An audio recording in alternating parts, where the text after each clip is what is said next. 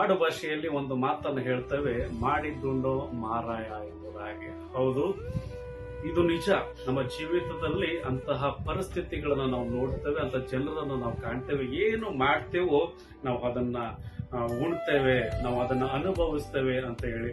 ಅದಕ್ಕೆ ಸತ್ಯವೇದದಲ್ಲಿ ಒಂದು ಮಾತಿದೆ, ಜ್ಞಾನೋಕ್ತಿಗಳು 26ನೇ ಅಧ್ಯಾಯ 27ನೇ ವಚನದಲ್ಲಿ ಹೇಳ್ತದೆ, ಗುಂಡಿಯನ್ನು ತೋಡುವವನು ತಾನೇ ಅದರಲ್ಲಿ ಬೀಳುವನು.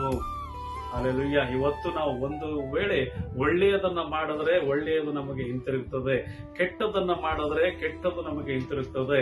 ಇವತ್ತು ನಾವು ಡಿಸೈಡ್ ಮಾಡೋಣ, ನಾವು ಒಳ್ಳೆಯದನ್ನ ಮಾಡ್ಬೇಕು ಕೆಟ್ಟದನ್ನ ಮಾಡ್ಬೇಕಂತಂದ್ರೆ.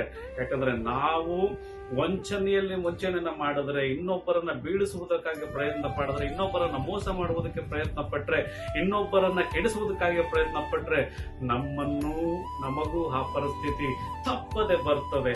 ಆಗಿರೋದ್ರಿಂದ ಯಾವಾಗಲೂ ಕೆಟ್ಟದನ್ನ ಬಿಟ್ಟು ಒಳ್ಳೆಯದನ್ನೇ ಮಾಡುವುದಕ್ಕೆ ಪ್ರಯಾಸ ಪಡೋಣ. May God bless you. Thank you.